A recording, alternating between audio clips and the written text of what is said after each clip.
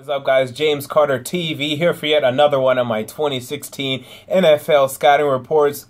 And today we're looking at Reggie Ragland, the inside linebacker from Alabama. And I like this guy, but not as much as a lot of other people like him. A lot of people love him. A lot of people are saying take him in the top 10. I don't think this is a top 10 talent. I think he's a little bit of a tweener, a little bit of a guy that's kind of outdated for today's NFL. I mean, we're talking about a guy that's sitting at 6'2", maybe 6'1", 255, maybe 258 pounds, anywhere within that range. I mean, you don't see inside linebackers this big anymore. The only inside linebacker in the NFL that is even close to being this big is Justin Houston, who sits at 6'3", 258. But Justin Houston is much more nimble and mobile than Reggie Ragland, I can tell you that, and much better in coverage as well. After that, you're talking about the next one may be at 248 pounds. I mean, this is a really, really big linebacker. And I remember back in 2012, Ray Lewis lost weight. He went from 250 to 240. Ray Lewis, one of the greatest, if not the greatest, inside linebacker of all time, middle linebacker. And he said himself, I had to cut down. The game is completely different anymore. You don't see 250, 260 pound linebackers anymore. I have to cut down and I have to be a more nimble, mobile player. And if Ray Lewis said this 4 years ago, and we're talking about one of the best middle linebackers in the NFL, if anyone knows the game and how it's changed, he knows. I mean, we're talking about Ray Lewis had to drop down 10 pounds to become 240. Reggie Ragland sitting here at 258. You know, so I'm really concerned when I hear Ray Lewis talk about this, when I hear other people, other linebackers talking about I had to lose weight, I had to cut down, the game's getting too fast, we have to cover tight ends now, running backs are really fast. Running backs are catching balls out of the backfield more than we've ever seen. This is a big issue for me, but we will get into all of that in this video. I'll give you my strengths, my weaknesses, my pro comparison, and I'll also give you a best fit for I think where he fits best. Not necessarily where I think he'll go, but where I currently believe he'll be the best fit in the NFL. So let's start with his strengths, okay? So first, we have incredible instincts. I mean, when it comes to leverage and angles in the run game, specifically I'm talking about the run game here. He's absolutely incredible. And also in the pass game in terms of screen passes, absolutely good instincts at recognizing these plays. Now, sometimes he'll struggle in play action. He sometimes can be tricked and fooled by that in the occasional trick play, and then he won't have enough speed to get to the outside quick enough when he messes up. But usually he's pretty good, has really good instincts, especially in the run game. Especially in the run game. I specifically remember one play where Jalen Hurd, the running back for the Tennessee Volunteers, seemingly running to the right, but he could see a crease and hole opening up in the middle, decided to cut in there. Good decision by him. Reggie Ragland knew he was about to make that decision, went back and tackled him before he could get any yardage at all. One of the most spectacular plays I saw, and I had to write that down when I was scouting Reggie Ragland. An absolutely impressive play. He knows what the running back is thinking most of the time. He has a good mind for that. Sometimes he can be fooled, but when it comes to when we're talking about linebackers coming out of college, he's one of the smarter ones I've seen in my time doing this. And you know you don't have to worry about instincts when it comes to Reggie Ragland in the run game. And I'm going to keep saying in the run game, in the run game, in the run game, because I do not love him in the pass game. All right, next we have, he's a great tackler.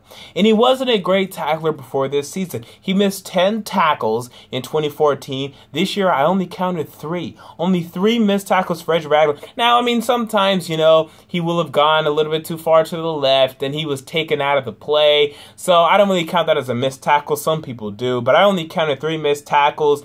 When he gets his hands or his arms on you, you're going down. That's what's going to happen. Incredible tackling technique. And we're talking about a guy that's 258 pounds, as nimble as he is, as fast as he is. Once he gets his arms around you, you're done. And it's like a defensive end getting his arms around you. You're not going to move. You're not going to move around. I mean, we're talking about, again, 258 pounds. Vic Beasley, playing defensive end for the Atlanta Falcons, wishes he was this big. I mean, this is a big guy we're talking about. Good luck getting past this guy, breaking tackles of this guy when he has you in his palms. Next we have, he's a tremendous run defender, and this is his main skill set.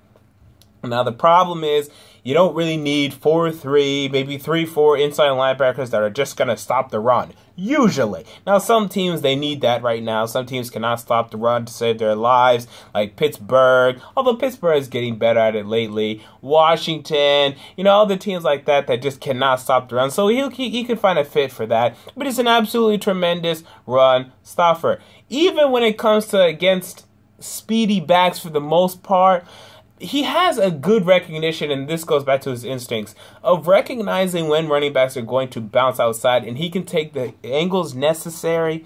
He can take the leverage necessary to make plays, even on plays on the outside. And when it comes to up the middle, you don't have to worry about it. Reggie Ragland has it covered. Although one time I did notice against Georgia, he went to the right. He thought Nick Chubb was going to cut into the right. A hole opened up in the middle. Reggie Ragland should have been there. He was not. Nick Chubb ran for 70-plus yards. That was one of the worst plays I saw from Reggie Ragland, though. It's not a common theme, but you do see it every now and then. But for the most part, we're talking about a tremendous run defender.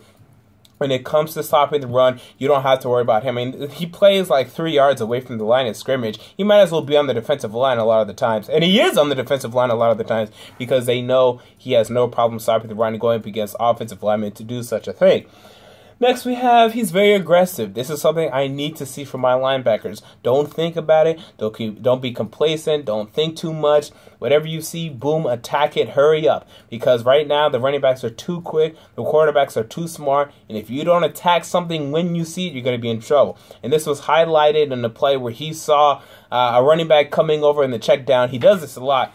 Usually in zone coverage, he sees a running back coming up for the check down, and he attacks. Boom, he's going after it. He's looking for this guy, and he hunts this guy down, tackles this guy. Actually, he didn't even tackle. I think he just absolutely just blew him up, made sure he didn't even catch the football. I noted this play in the description box, by the way. So, I mean, we're talking about a guy that has good instincts, very aggressive, knows when to attack, especially in the screen game. I love him against the screen game. And then finally we have that he has some pass rush ability. Again, this guy's 258 pounds. He might as well be a damn defensive end. And he can line up on that defensive line and he can rush the passer. I believe he had 2.5 sacks this year.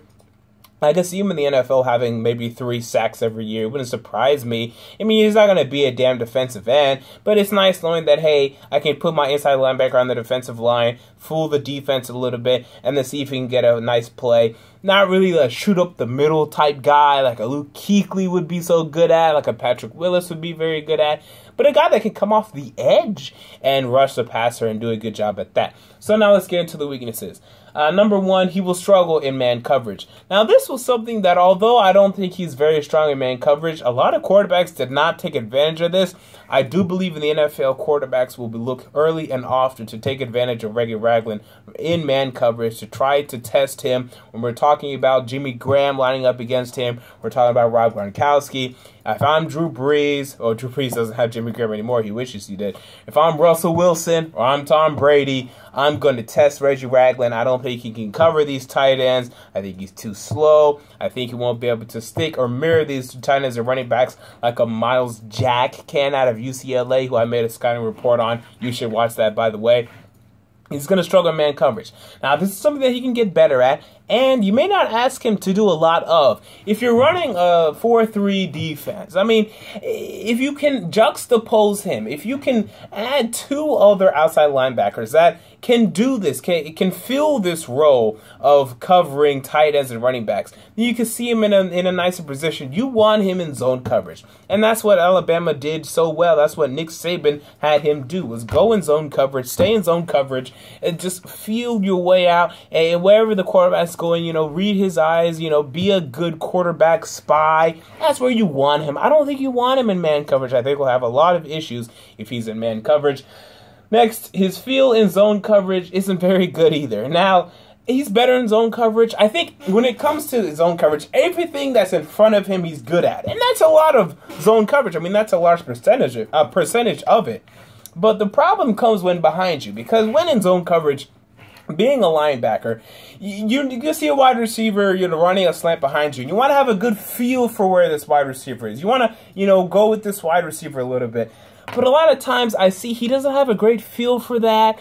And if I'm Drew Brees, I'm Tom Brady, I'm Peyton Manning, who's probably going to retire, I know that Reggie Ragland may think he's behind or it may think he's in front of my wide receiver, but really my wide receiver is about to break open. I'm going to throw that. I don't care that Reggie Ragland's right there because a lot of times he thinks he's in good positioning in zone coverage, but he's really not. And quarterbacks in the college football weren't really able to take advantage of it because they don't notice these type of things.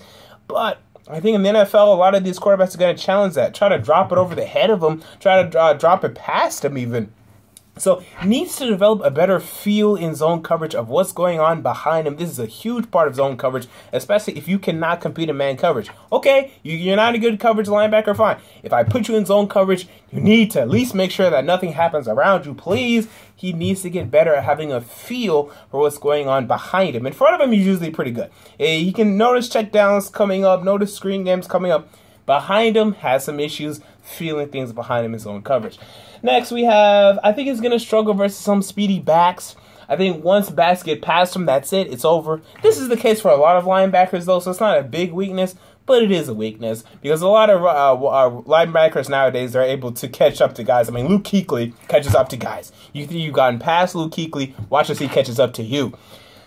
But it's not a huge deal. All right, and then next we have, I think he's going to need to drop some weight. I mean, maybe not a lot, maybe only 8-10 pounds, but I think it's going to need to be some because I think he's just a tad slow for the NFL right now. I think if he drops some weight, he'll be just fine, but just a little tad slow. We'll see what he runs at the combine. Maybe he'll run a 4.7, and then we won't have to have this conversation, but I think it may be a 4.8. Maybe 4.9 even close to, in which case you're going to need to drop some weight, bud, and to be able to really compete with these running backs, to be able to really compete with these tight ends that will give you problems, even in a 4-3 defense. So, with that said, who do I compare him to? I compare him a lot to Stephen Tulloch. Now, not in size. Stephen Tulloch is 5'11".